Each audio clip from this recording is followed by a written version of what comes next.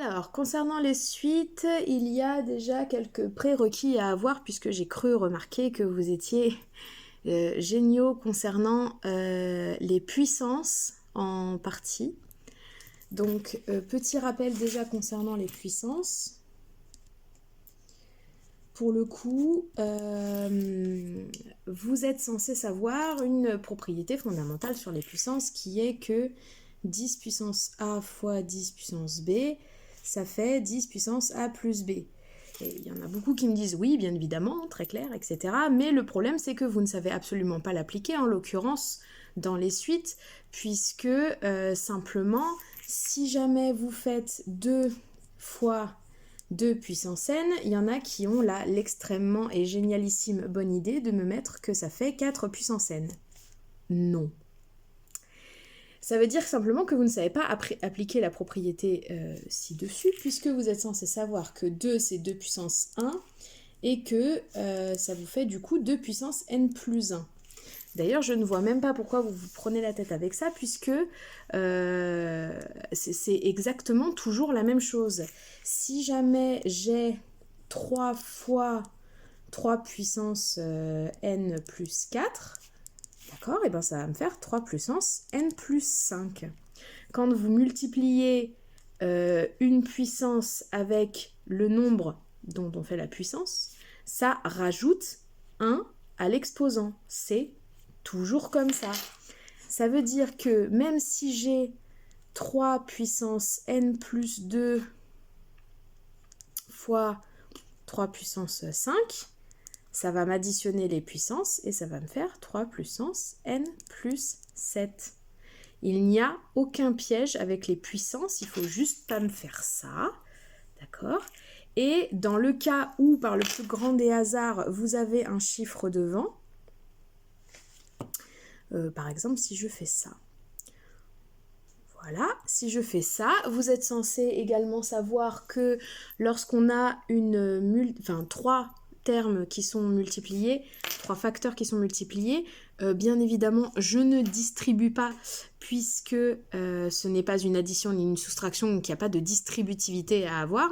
Mais par contre, je peux associer donc mon 5 avec mon 5 puissance n, et le tout me fait 5 puissance n plus 1.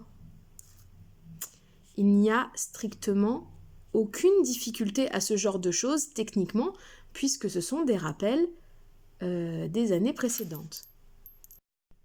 Quelque chose aussi que je vois très souvent dans les copies et qui pareil fait office de rappel concernant vos années de collège, c'est tout ce qui est manipulation dans les fractions. Donc déjà, dans un premier temps, je me dois de rappeler quelque chose de fondamental, c'est que si j'ai par exemple 2un plus 8, donc je fais directement avec des un bien évidemment, parce que sinon c'est pas drôle, sur un plus 5, bien évidemment et absolument, on ne peut pas barrer les un. J'ai l'air un peu énervée quand je dis ça, c'est normal, mais c'est impossible de barrer et de simplifier en haut et en bas lorsque vous avez une addition ou une soustraction, c'est impossible. Donc là, bien évidemment, on ne peut rien faire. Le seul cas dans lequel vous pourriez simplifier des un, c'est si vous avez une multiplication. Donc là, par exemple, je me fais une multiplication avec des trucs. Et là, j'ai un fois 4 plus 2 un, on s'en fiche. Hein. Bon, ça. Bon, là, je peux simplifier un un en haut, un un en bas, puisque j'ai des multiplications. Mais bien évidemment, pas dans ce cas-là, puisque j'ai des choses devant. Ça, c'est censé être de la base de fraction quand même. Hein, bon. Le deuxième point sur les fractions sur lequel je veux revenir, c'est un truc pareil qui revient souvent dans vos copies et qui est juste inacceptable en terminale. On dirait que je vous enfonce un petit peu, mais c'est pas grave. C'est 3 moins 7 sur un plus 5.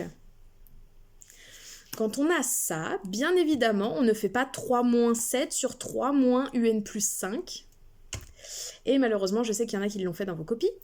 Deuxième chose, bien évidemment, ça, on ne fait pas non plus 3 moins 7 divisé par un plus 5, puisque vous êtes censé savoir depuis la 5e que lorsque vous additionnez ou soustrayez un nombre entier avec une fraction, vous êtes censé mettre sur le même dénominateur.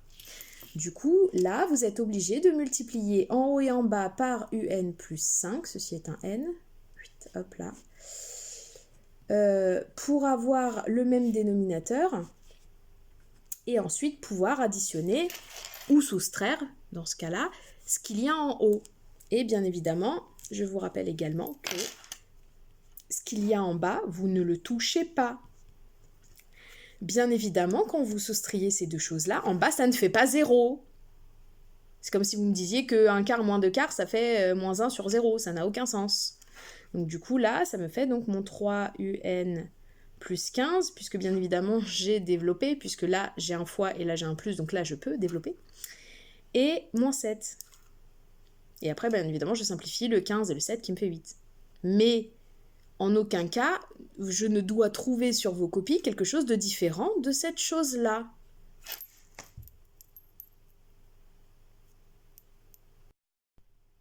Alors, pour commencer, on va essayer de revoir un petit peu de base des suites, parce qu'il y en a qui me font vraiment n'importe quoi avec les indices. Donc, de base, la plupart des suites, alors je dis la plupart, bien évidemment, en terminale, ça ne le sera pas, mais la plupart des suites sont définies de façon explicite. Si je vous donne un exemple, du coup, vous avez U indice N, donc bien évidemment, je mets le N en indice, c'est-à-dire en dessous et non pas à côté, sinon vous allez tout confondre. Et donc, je fais une expression 3 fois N plus 2, voilà, une expression toute simple. Cette suite est appelée une suite définie de façon explicite. Pourquoi? Parce que cette suite ne dépend que de N. D'accord? En gros, cette suite-là, elle peut largement être apparentée à une fonction qui est f de x égale 3 fois x plus 2. Ça fonctionne exactement de la même manière, à la seule différence que x, eh ben, c'est un réel, alors que n, c'est un naturel, c'est-à-dire un entier positif. D'accord ?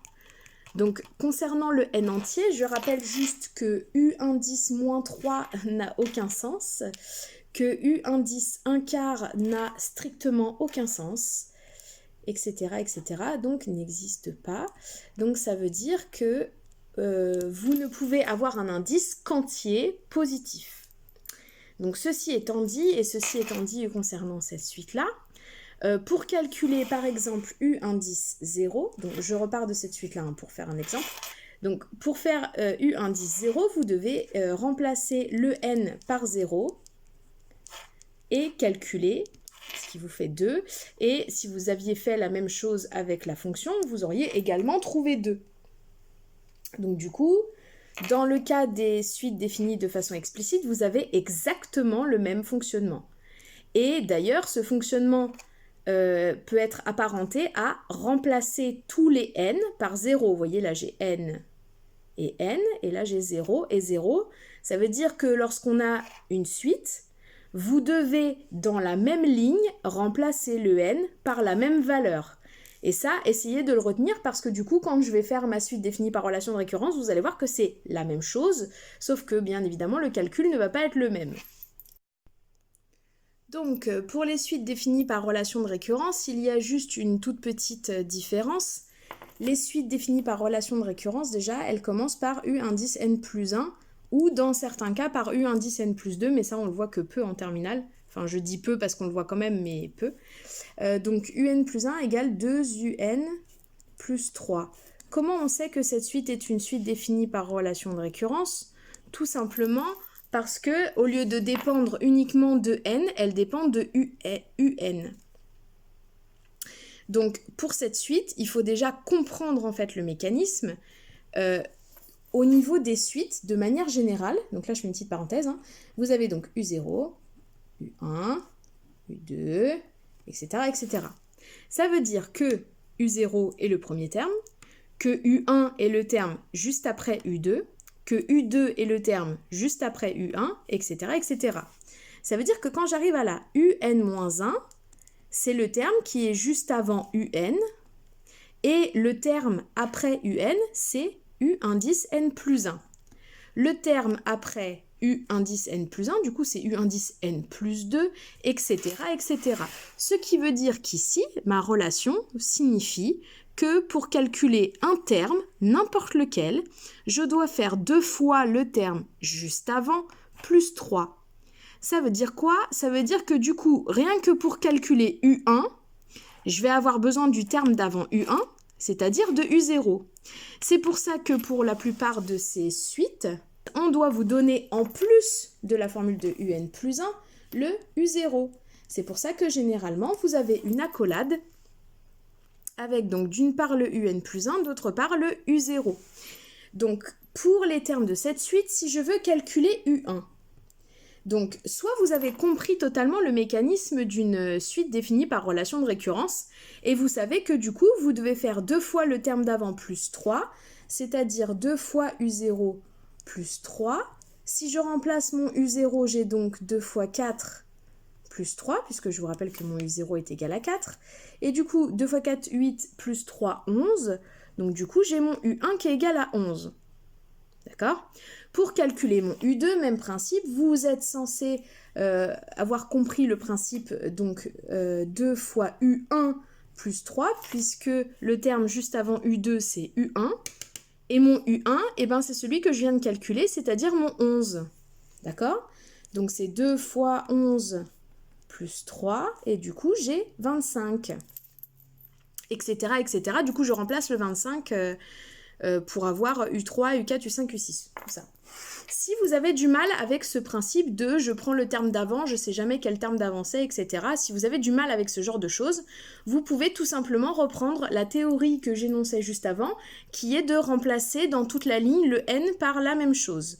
Par exemple, si je veux remplacer dans toute ma ligne n par 0, d'accord. Si je reprends cette ligne-là, et cette ligne-là, et que je veux remplacer tous mes n par 0, pas de problème, je recopie exactement la même ligne, sauf que je remplace tous mes n par 0. Normalement, vous êtes d'accord que j'ai juste 2 n, un là, et je les ai tous les deux remplacés par 0, ici et ici. Et du coup, j'ai ma formule. Bien évidemment, 0 plus 1 est égal à 1.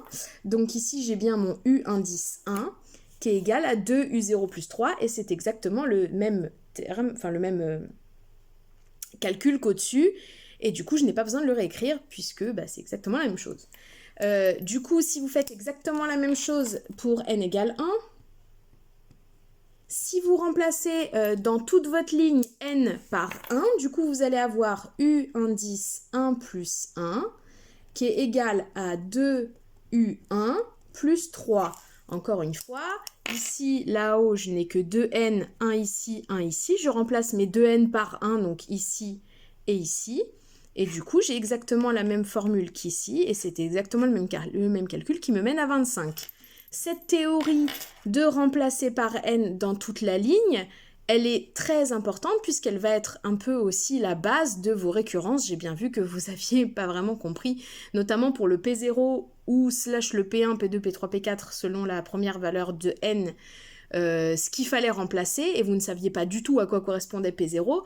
Du coup, on va en parler quand on va faire les récurrences. Mais je fais un dernier exemple quand même avec les UN, puisque cette histoire de remplacer n par la même valeur, etc., ça a un sens quand on mélange, entre guillemets, les suites définies par relation de récurrence et les suites définies de façon explicite, comme l'exemple que je donnais avant. Donc du coup, il y avait un dernier type de suite qu'on avait vu dans un type bac. C'est pas un type de suite en particulier, c'est plutôt un exemple que je vais faire, mais du coup, c'est assez traître, donc je préfère le faire quand même dans un exemple. Si je donne une suite définie par relation de récurrence qui vous dit que U0 égale 1, par exemple, et que UN plus 1 est égal à 4UN plus 2 moins N. Voilà. Donc là, vous voyez que j'ai une suite définie Donc vous voyez qu'ici, j'ai une suite définie par relation de récurrence et la seule petite différence avec l'exemple que j'ai donné au-dessus, c'est qu'ici, il y a aussi un petit bout explicite, vous voyez, avec n. D'accord ? Du coup, qu'est-ce qui va se passer quand je vais vouloir calculer U1? Donc là, je vous conseille d'utiliser la deuxième méthode que j'ai énoncée précédemment, c'est-à-dire de remplacer tous les n de la ligne par la même chose. Si vous remplacez tous les n de cette ligne par 0, bien évidemment, on commence par 0. J'ai donc U indice 0 plus 1 qui est égal à 4U0 plus 2 moins 0. Vous voyez que là, j'avais 3n, 1, 2, 3, et que les 3, j'ai dû les remplacer par 0. 1, 2, 3. D'accord? Du coup, là, j'ai U1 qui est égal à 4 fois U0 plus 2, et donc 2 moins 0, 2, et que ça me fait 4 fois 1 plus 2, c'est-à-dire 6. Ok?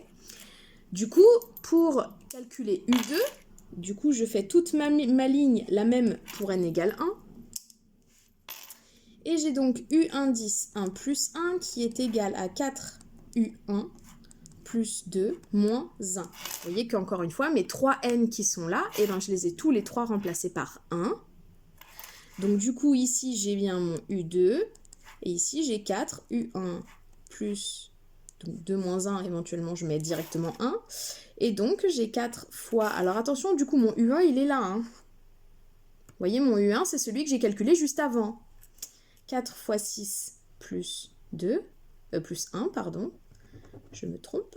Tac. Et donc, ça fait 25. D'accord ? Donc, du coup, ne pas oublier de bien faire les étapes dans l'ordre. Pourquoi ? Parce que si je veux directement calculer U10, malheureusement, je vais avoir besoin du U9 que je n'ai absolument pas calculé encore. Parce que pour le U9, il faut le 8, pour le U8, il faut le U7, etc., etc. Donc du coup, vous devez absolument calculer les termes dans l'ordre si vous voulez avoir une idée de ce qui se passe. D'ailleurs, petite remarque aussi, tant que j'y suis, calculer les premiers termes n'a strictement aucune valeur de démonstration. D'accord ? Ce n'est pas parce que j'ai U0 qui est égal à moins 4, U1 qui est égal à moins 6 et U2 qui est égal à moins 10, par exemple, que ça veut dire que ma suite est décroissante. Oui, parce que c'est de plus en plus petit. Donc, ça n'a strictement rien à voir avec le fait que la suite soit décroissante. Vous ne pouvez absolument rien affirmer tant au niveau de la croissance ou de la décroissance, tant au niveau de fait que ce soit une suite arithmétique ou une suite géométrique ou je ne sais quoi, sur les premiers termes. Les premiers termes vous seront demandés éventuellement en première question juste pour vérifier que vous savez calculer des termes. On pourra éventuellement vous demander une conjecture, c'est-à-dire une supposition quant au sens de variation ou si c'est une suite arithmétique ou géométrique. Mais vous ne pouvez rien déduire des premiers termes. C'est pour ça que tous ceux qui, à la question du sens de variation ou de trouver que la suite est géométrique, etc., m'ont calculé les premiers termes et m'ont vérifié que pour les premiers termes c'était bon, eh bien malheureusement pour vous, ça n'a aucune valeur de démonstration. Donc il faut absolument faire des démonstrations avec UN plus 1 éventuellement, sinon vous ne pouvez strictement rien affirmer. On va attaquer du coup la partie presque la plus importante de votre chapitre. Donc bien évidemment, il y a toute une partie sur les suites arithmétiques et géométriques, mais donc je vais faire une partie pour les suites géométriques ici, puisque c'est en rapport direct avec les sujets type bac. Concernant les suites arithmétiques, les bases des suites arithmétiques, je vous renvoie vers vos cours de première ou éventuellement une autre vidéo que je ferai plus tard, mais je vais pallier au plus pressé et parler principalement des récurrences. Donc pour moi, le principe des récurrences peut être apparenté à un escalier. Donc le principe d'un escalier, c'est plusieurs choses. C'est déjà, si je suppose que j'ai un escalier comme ça, vous voyez, magnifique, hop. Là, vous voyez que mon personnage ne peut pas monter sur la première marche, malgré le fait que si je le pose sur la première marche, du coup, il peut monter tout le reste, d'accord ? Mon personnage ne peut pas accéder à la première marche, donc mon personnage ne peut pas monter l'escalier, d'où l'importance de montrer la première chose qui est très importante à montrer, c'est P0. P0, c'est la votre propriété, la propriété que vous voulez démontrer pour la plus petite valeur de n, en l'occurrence dans 90% de vos énoncés, n égale 0. Donc c'est P0 que vous devez démontrer en premier pour que votre personnage puisse accéder à la première marche. Et donc la deuxième chose qui est importante à connaître, c'est que, donc là j'imagine que mon perso peut monter sur la première manche, ici, hop, ça, quelque chose de très crédible, évidemment, celui qui a conçu cet escalier est très intelligent. Mon personnage peut monter sur ma première marche, donc du coup j'ai P0 qui est validé. Cependant, une fois que j'arrive à peu près au milieu de mon escalier, donc là j'ai mis au milieu, mais vous voyez bien que c'est une image, hein, il n'est pas capable de monter sur la marche d'après. Donc bien évidemment, ça va être une marche quelconque, Pn, d'accord? Et ça va être ma marche d'après, donc Pn plus 1. Toujours, vous voyez, Un plus 1, c'est le même principe, hein, c'est quasiment pareil. Donc vous voyez que là, mon personnage est sur Pn et ne peut pas accéder à Pn plus 1, donc ne peut pas monter l'escalier. D'accord? Donc pour mon principe de récurrence en premier, je vais devoir faire ce qu'on appelle l'initialisation et démontrer que P0 est vrai. Donc je mets montrons que, MQ, c'est montrons que P0 est vrai. D'accord? Donc ça, c'est hyper important de le montrer parce que sinon, je ne peux pas accéder à mon escalier, donc je ne peux pas monter mon escalier. Deuxième chose, je suppose que j'ai réussi à monter jusqu'à Pn. D'accord? C'est pour ça que la petite phrase de l'hérédité, ça s'appelle. Donc c'est pour ça que la petite phrase de l'hérédité, elle est hyper importante. En gros, vous supposez que vous avez pu monter un certain nombre de marches. D'accord? Donc, supposons Pn vrai pour n quelconque, puisque peu importe où je suis dans l'escalier, donc je mets Q, c'est Q, hein, c'est quelconque. Donc, montrons que Pn plus 1 est vrai. Je mets des annotations, vous me pardonnez, d'accord? Ça veut dire, peu importe où je suis dans l'escalier, j'ai réussi à atteindre un certain point de l'escalier, il faut que j'accède au palier d'au-dessus. Est-ce que je peux y arriver? Donc si je ne peux pas y arriver, bien évidemment, je ne peux pas finir de monter mon escalier et ma récurrence est fausse. Et en troisième, il ne faut juste pas oublier la conclusion. Donc si vous arrivez à monter tout l'escalier, vous devez dire « j'ai réussi à monter l'escalier ». Cette dernière étape, pas d'une importance capitale, mais ces 3 étapes font partie de vos récurrences, c'est comme ça, il faut que vous les appreniez et il faut surtout savoir les démontrer. Donc pour ça, on va faire un exemple, ça va être plus simple. Donc j'ai viré mes dessins de CE2. Donc concernant la récurrence, il y a déjà quelque chose que vous devez absolument savoir faire. Donc j'aurais dû le mettre dans les rappels d'avant, mais c'est pas grave, du coup je le fais en live. C'est l'ordre des priorités de chaque opération. Oui, c'est le premier chapitre de votre classe de 5e, et oui, vous ne savez toujours pas que quand vous multipliez, que vous additionnez, ou si vous additionnez d'abord et que vous multipliez après, ce n'est pas la même chose. Du coup, je vous rappelle l'ordre des priorités, donc parenthèses confondues, hein, parce que bien évidemment les parenthèses priment sur presque tout. Vous devez faire d'abord les puissances. Ensuite, vous faites les multiplications, les divisions, en faisant très attention puisque les multiplications sont commutatives, mais les divisions non. Si je fais 2 fois 3 ou 3 fois 2, c'est la même chose. Si je fais 4 divisé par 2 ou 2 divisé par 4, ce n'est pas la même chose. Donc, attention. Et dernière chose, les plus et les moins, bien évidemment. Ce qui veut dire que si je vous donne une formule du style un plus 1 égale 0,8 un carré plus 12, là, que ce soit pour votre récurrence ou pour calculer des termes, par exemple là si j'ai U0 qui est égal, si j'ai U0 qui est égal à, je sais pas moi, 5, et que vous voulez calculer les premiers termes, du coup vous allez dire que U1 c'est 0,8 U1 au carré plus 12, c'est-à-dire 0,8 fois 5 au carré plus 12. A priori, si vous êtes des élèves normaux, vous allez commencer par faire 5 puissance 2 et non pas 0,8 fois 5. Et une fois que vous aurez fait 5 au carré, vous allez faire la multiplication avant l'addition. Et en tout dernier, vous allez faire l'addition. D'accord? Les étapes de calcul pour cette suite sont donc en premier le carré. Je vais le noter comme ça. En deuxième, la multiplication par 0,8. Et en troisième, l'addition avec 12.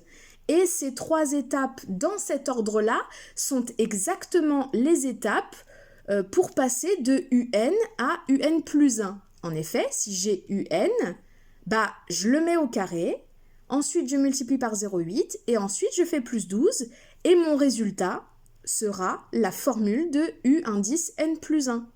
Donc ce sont ces 3 étapes que vous allez devoir utiliser dans votre récurrence, dans cet ordre-là, je précise, pour pouvoir passer de UN à UN plus 1, et donc, comme je l'expliquais au-dessus, passer de votre proposition au rang N à votre proposition au rang N plus 1 lors de l'hérédité. Donc ça, c'était un exemple inventé, on va en prendre un autre qui marche bien. Ok, alors on va prendre un exemple qui marche bien pour notre première récurrence et on s'accroche. Donc, je vais vous donner l'exemple que j'ai mis dans mon contrôle, comme ça, ça va être nickel. 0,8 UN plus 1. Alors, c'est là où je fais un petit aparté là quand même. Parce que quand vous faites des suites, il faut très vite mettre vraiment l'indice en dessous. J'insiste là-dessus. Pourquoi? Parce que UN plus 1 et UN plus 1, ce n'est pas la même chose. Là, j'ai U indice N et plus loin, j'ai plus 1. Vous voyez, c'est pas U indice N plus 1 qui est là et qui n'a strictement rien à voir. Donc, bien évidemment, moi, j'ai pas de carreau, donc c'est pas facile. Mais il y a une grosse différence entre les deux. D'accord? Ce qui fait également que si j'ai par exemple UN plus 1 qui est égal à UN plus 1, voilà, pour bien vous mettre dedans. Si je veux U indice N plus 2, c'est-à-dire le terme après U1, du coup, ici, ça va être le terme d'après UN, c'est-à-dire U indice N plus 1, plus 1. Celui-là, il ne bouge pas, le plus 1. Hein. D'accord? Donc, je reprends ma suite. Donc, j'ai UN plus 1 égale 0,8, UN plus loin, plus 1. OK? Et j'ai U0 qui est égal à 3. Je veux démontrer, ma question, c'était démontrer par récurrence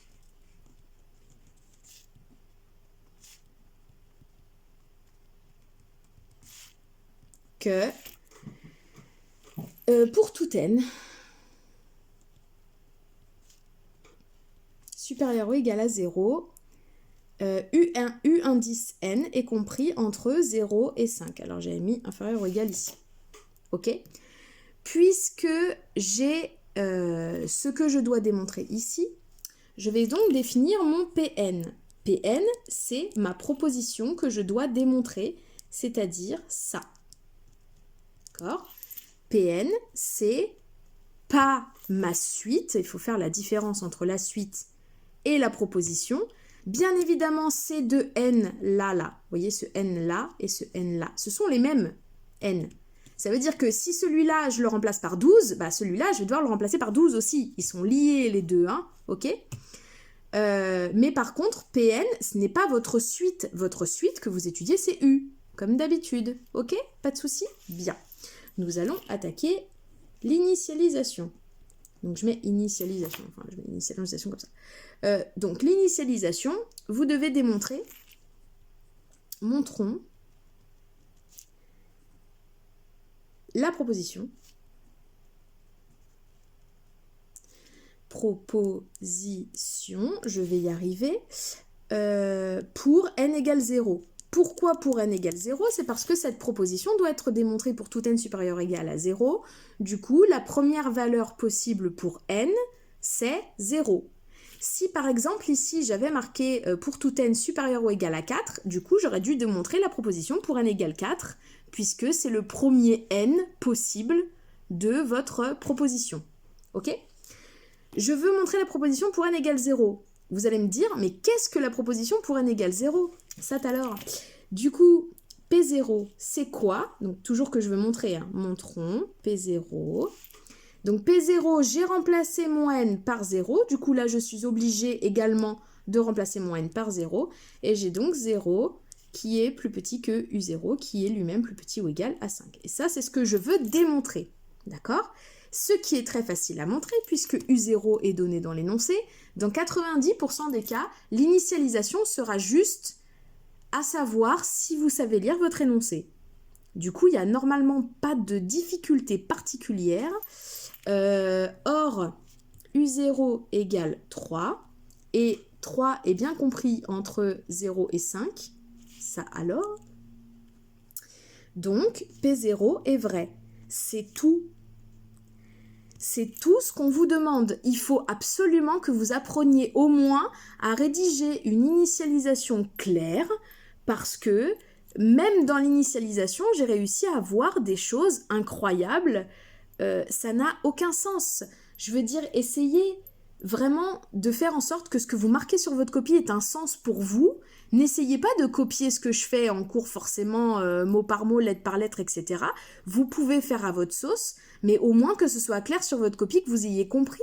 Parce qu'à force de répéter mécaniquement ce que vous voyez, que ce soit dans mes corrections ou sur Internet ou quoi que ce soit, ça n'a strictement aucun sens. Donc faites à votre sauce, mais juste dites-moi, bah pour U0 c'est bon, donc c'est bon, on peut passer à l'hérédité, vous voyez?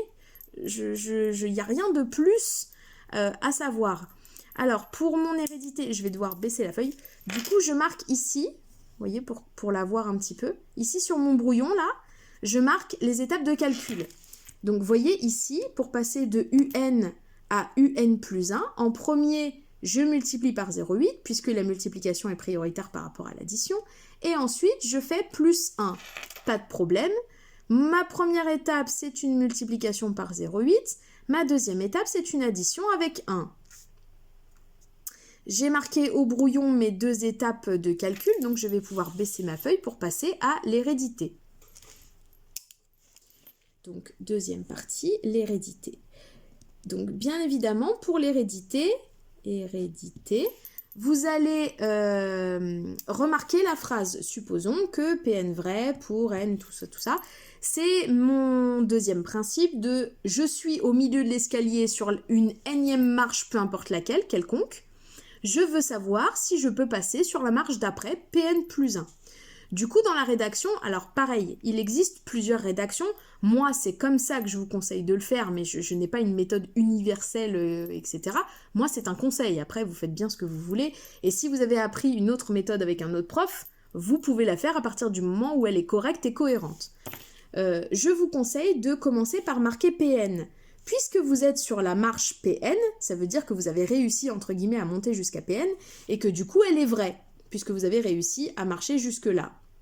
Donc, je vous rappelle, ma proposition Pn, c'est exactement ça. Et, entre guillemets, tout en bas de votre démonstration, ce que vous voulez avoir à la fin, c'est Pn plus 1, je vais me mettre ici, c'est Pn plus 1, pourquoi ? Parce que vous voulez arriver sur la marche d'après, peu importe les manipulations que vous faites, etc. Vous voulez avoir la marche d'après, donc Pn plus 1. Et Pn plus 1, pour ceux qui ne savent pas, et j'ai oublié de faire ce petit topo en même temps que mes rappels de base de suite, bien évidemment, si ce n-là et ce n-là sont liés, ça veut dire que si je parle de P indice n plus 1, je vais devoir également le remplacer dans ma suite U, et ça va me donner U indice n plus 1 inférieur ou égal à 5. Donc déjà, j'espère que vous avez bien compris le P indice n plus 1. De toute façon, je vais en refaire d'autres après des récurrences, enfin une autre du moins. Mais j'espère au moins que vous avez compris ça. Donc, j'ai mes petites étapes de calcul qui sont marquées tout là-haut, donc je vais très exactement faire les mêmes dans le bon ordre, je précise. Et bien évidemment, hop, fois 0,8 et plus 1. Et ensuite, je me laisse un tout petit peu de place. Pourquoi ? Parce que parfois, vous ne tombez pas exactement sur cette chose-là et vous avez juste une petite ligne à marquer pour passer de la dernière ligne que vous avez à Pn plus 1. Donc, si je commence à multiplier par 0,8, bien évidemment, et j'insiste dessus, je multiplie toute la ligne par 0,8, pas seulement ce qu'il y a au milieu. Dans un deuxième temps, je vous rappelle que 0 fois 0,8, ça ne fait pas 0,8, ça fait 0. Il y en a certains, quand ils regardent la vidéo, ils pensent que je m'adresse à des demeurés, mais je vous assure que j'en ai certains qui m'ont fait ça dans les copies. Et normalement, si vous faites 5 fois 0,8, ça fait 4. D'accord, si vous ne me croyez pas, vous tapez sur votre calculatrice, moi j'en ai une dans la tête. Du coup, il vous manque le plus 1 que vous devez bien évidemment faire sur chacun des termes, ce qui vous donne 1, puisque 0 plus 1, ça fait 1. 0,8 fois U indice N plus 1. Et là, ça fait 5. Ok? Ce truc-là, c'est très exactement mon U indice N plus 1, d'après ma formule qui est tout en haut et que vous ne voyez pas. Là. D'accord? Donc, j'ai réussi à faire au milieu en sorte que je trouve mon UN plus 1. À droite, parfait, j'ai 5. Mais à gauche, j'ai 1 et pas 0. Et là, généralement, c'est là où vous êtes un petit peu bloqué. Donc, je le marque comme ça. Comme ça, on fait toutes les étapes bien, comme ça. Voilà. Et c'est là, en fait, que je vous ai dit en cours, qui peut le plus, peut le moins. C'est parce que si votre UN plus 1 est compris entre 1 et 5, bah, il est du coup compris entre 0 et 5. Ça paraît logique. Il peut avoir n'importe quelle valeur entre 1 et 5, donc 1, 1,5, enfin n'importe quelle valeur entre 1 et 5, ben du coup le résultat, il sera forcément entre 0 et 5. Et du coup, si UN plus 1 est bien entre 0 et 5, j'ai mon PN plus 1, et donc mon hérédité est terminée puisque je suis arrivée jusqu'à PN plus 1. Je n'ai plus qu'à écrire la conclusion, et là, encore une fois dans la conclusion, vous ne devez pas marquer donc PN vrai. C'est vrai que c'est ce que vous avez démontré, mais dans la conclusion, on attend de vous que vous recopiez ce qu'il y a à l'intérieur du PN, pas le PN avec un P et un N. D'accord? Donc vous recopiez ce qu'il y a à l'intérieur du PN, c'est-à-dire 0, strictement supérieur à UN, strictement inférieur, n'importe quoi, inférieur ou égal à 5, pour tout N supérieur ou égal à 0. Et vous avez terminé votre récurrence. Alors, dans ce même exercice, je donnais une deuxième récurrence à faire, alors qui n'est pas forcément une récurrence, je tiens à le préciser. Donc, toujours la même suite. Hein. On a UN plus 1, donc là, du coup, j'essaye d'aller un peu plus rapidement, sinon on va passer des heures, mes pauvres.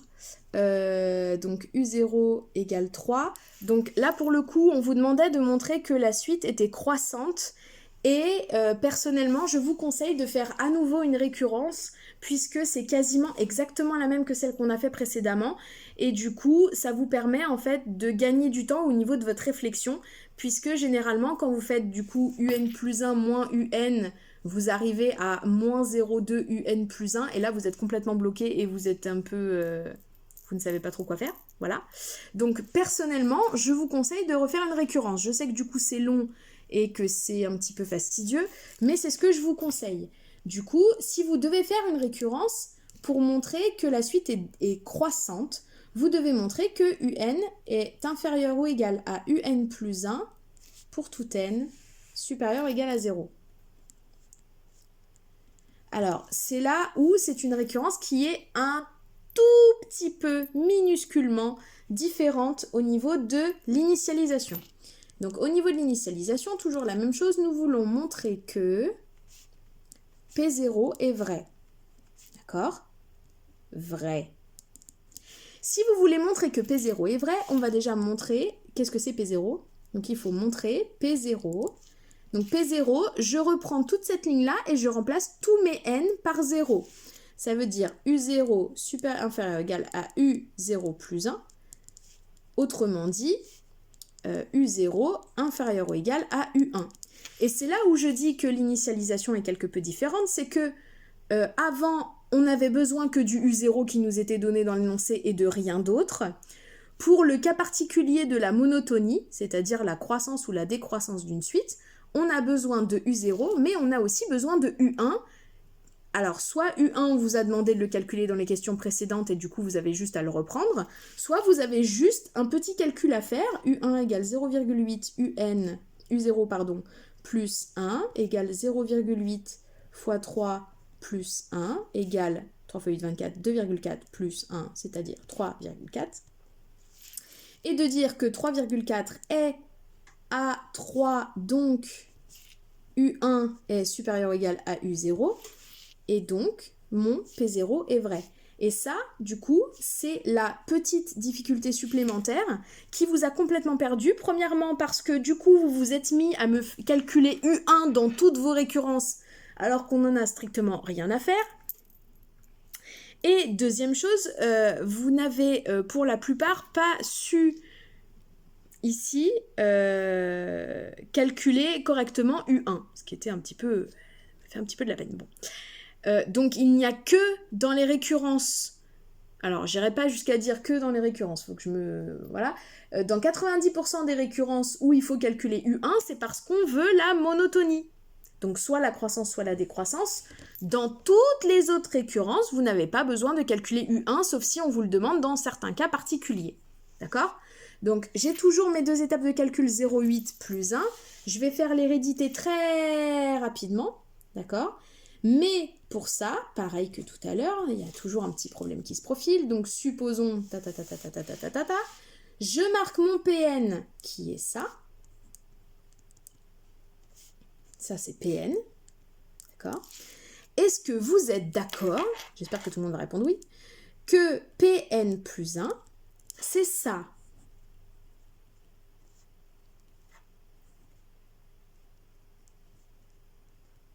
Vous voyez, là et là, j'ai remplacé mes deux n par n plus 1. Et du coup, bah, bien évidemment, là, c'est un plus 2. Hein. D'accord ? N plus 1 plus 1. Je vous rappelle que quand on a n plus 1 plus 1, on ne développe pas le 1 parce que ici, c'est un plus et qu'on fait juste une addition, bien évidemment. Du coup, ici, j'ai mon un plus 1 inférieur à un plus 2, ce qui prend du sens. Mais du coup, ce que vous n'arrivez généralement pas à faire, c'est de savoir ce que c'est que votre un plus 2. Donc, je remonte ici juste pour faire un petit briefing là. Ici, du coup, mon un plus 2, c'est-à-dire le terme après. Du coup, ici, si je prends le terme après un plus 1, ben, du coup, ici, je prends le terme d'après un, c'est-à-dire u indice n plus 1, plus 1. D'accord ? Il faut absolument que vous arriviez à comprendre le fonctionnement des un plus 1, un plus 2, un plus 3, un plus 12 pour pouvoir réussir vos récurrences. Donc, normalement, tout le monde est d'accord que u indice n plus 2, c'est 0,8 fois le terme juste avant, et le terme juste avant un plus 2, c'est u indice n plus 1, plus 1. Du coup, je reviens à ma récurrence. Mes étapes de calcul, c'était fois 0,8. Alors, du coup, ici, vous voyez que je ne fais pas les flèches là, hein, parce que bah, c'est pas indispensable. Normalement, vous êtes censé pouvoir faire ça tranquillement. Ça, et ensuite, je fais plus 1, 0,8 un plus 1 inférieur ou égal à 0,8 u indice n plus 1 plus 1. Et au miracle, ceci est très exactement un plus 1 et ceci est très exactement un plus 2. Et c'est pour ça que je vous demande, enfin que je vous conseille plutôt, de faire une récurrence pour la croissance ou la décroissance parce que il n'y a même pas de truc plus grand ou égal ou quoi que ce soit. Ça tombe pile poil. Vous avez juste vos deux étapes de calcul à faire et vous avez directement un plus 1 inférieur à un plus 2. Et du coup, vous avez directement votre Pn plus 1 et vous faites donc votre conclusion. Un est croissante. On ne voit pas la conclusion. Un est croissante. Voilà. Et c'est tout, c'est fini. C'était pas dur quand même, non ? Alors, il y a encore beaucoup de choses à voir avec les suites, notamment les algorithmes, notamment possiblement tout ce qui est suite géométrique, l'expression en fonction de n, etc. Plus éventuellement un exemple de récurrence avec une puissance. Mais la vidéo fait déjà 45 minutes, je crois que vous en avez déjà assez. Je vais donc juste mettre la démonstration d'une suite géométrique à l'aide d'une suite auxiliaire parce que c'est généralement une question qu'on vous pose au bac. et qui est mal réussie malgré le fait qu'elle soit extrêmement simple. Donc je vous ai mis une petite suite définie par U0 égale 7 et UN plus 1 égale UN plus 9 divisé par 4. Donc là pour le coup, les deux étapes de calcul sont plus 9 divisé par 4, si vous voulez faire une récurrence dessus. Mais pour le coup, ce qui nous intéresse, c'est la suite annexe, n'importe quoi, la suite auxiliaire, WN égale UN moins 3. Le but de cette question est de montrer que, donc MQ, montrer que, WN est géométrique. Alors pour le coup, hop, géométrique. Pour le coup, dans le contrôle, j'avais mis géométrique de raison à quart et calculer le premier terme, donc je vous donnais la raison. Là, pour le coup, imaginons qu'on n'a pas la raison, bon, c'est pas grave. Pour montrer qu'une suite est géométrique, on doit montrer, entre guillemets, qu'il existe un Q tel que WN plus 1 égale QWN. Ça veut dire qu'on va prendre WN plus 1, on va l'expliciter au maximum, et ensuite, on va trouver donc un chiffre fois WN, et ça va nous donner exactement notre Q. Du coup, cette ligne-là, elle peut être transposée en une autre ligne qui va nous servir. Si je passe le 3 de l'autre côté, j'ai donc WN plus 3 égale UN. D'accord ? Et ça va donc nous servir dans notre démonstration. Donc, on commence par WN plus 1, puisque le but, c'est d'expliciter WN plus 1, comme je l'ai expliqué ici. WN plus 1, comme son nom l'indique, c'est égal à UN plus 1 moins 3. Comme d'hab, on remplace le N par N plus 1, donc ici aussi, U indice N plus 1 moins 3. UN plus 1, j'en fais quoi? J'ai du bol dans l'énoncé, on nous a donné une expression de UN plus 1, donc je peux le remplacer. UN plus 9 divisé par 4 moins 3. Donc là, vous avez deux possibilités, c'est soit vous remplacez directement le UN par l'expression qu'on a trouvée ici en vert par WN plus 3, soit vous mettez déjà sur le même dénominateur, ce qui revient relativement au même. Donc si on remplace le UN par WN plus 3,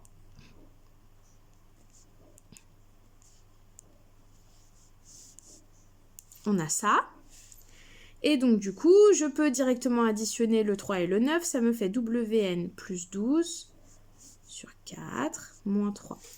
Pour ceux qui le savent, et j'espère que vous le savez tous, quand vous avez une somme sur un chiffre, donc du coup vous pouvez séparer en deux fractions, ce qui vous donne WN sur 4 plus 12 sur 4 moins 3. Et au miracle, 12 sur 4, c'est la même chose que 3, donc moins 3. Donc le résultat de ce développement, entre guillemets, fait WN sur 4. Et donc on a bien un quart de WN. Nous avons trouvé un chiffre fois WN, ce qui montre que WN est géométrique. Et du coup, WN est géométrique de raison un quart. C'est tout. Donc ce genre de démonstration est classique et souvent mal réussi. Ensuite, généralement, on vous demande le premier terme. Pour trouver le premier terme W0, bien évidemment, vous faites U0 moins 3 pour la simple et bonne raison que tout là-haut, vous aviez la formule de UWN, donc vous remplacez N par 0. U0 était égal à 7, ce qui fait 7 moins 3, ce qui fait donc 4. Et lorsqu'on vous demande l'expression de UN en fonction de N, donc c'est simplement, donc expression, on vous demande simplement la formule suivante, W0 fois Q puissance N, puisque WN est une suite géométrique et que c'est la base de vos suites géométriques de connaître cette formule. Vous remplacez donc W0 par 4 et votre raison par un quart, puisque c'est votre raison, et vous avez déterminé l'expression de WN en fonction de N. Petite remarque, donc ça c'est à revoir dans le chapitre des suites géométriques, mais ici comme vous avez une raison Q qui est compris entre moins 1 et 1, du coup Q puissance N, il va tendre vers 0 quand N tend vers plus infini, donc ça c'est une annotation surtout à utiliser avec parcimonie. Du coup, si votre raison est comprise entre moins 1 et 1, votre raison puissance N tend vers 0 quand N tend vers plus infini, donc du coup ma suite WN va tendre vers 0. Et comme WN Comme UN, pardon, c'est WN plus 3, si WN tend vers 0, ben du coup, UN va tendre vers 3. Et c'est la base de vos exercices de suite concernant les suites géométriques. Voilà, je crois avoir fait à peu près le tour. Il manque aussi 2-3 bricoles, comme je l'ai dit précédemment, l'algorithme, le calcul éventuel de limite, les théorèmes de convergence, quelques exemples supplémentaires, mais je pense que la vidéo est déjà bien assez longue comme ça. Du coup, je vous souhaite bon courage pour vos révisions de suite. Et si vous avez besoin de plus de détails sur quelques aspects des suites, n'hésitez pas soit à m'envoyer un mail, soit à me le mettre en commentaire si je ne vous connais pas. Et du coup, j'essaierai de refaire un petit pan de vidéo explicatif concernant ce qui vous manque. Voilà, à plus!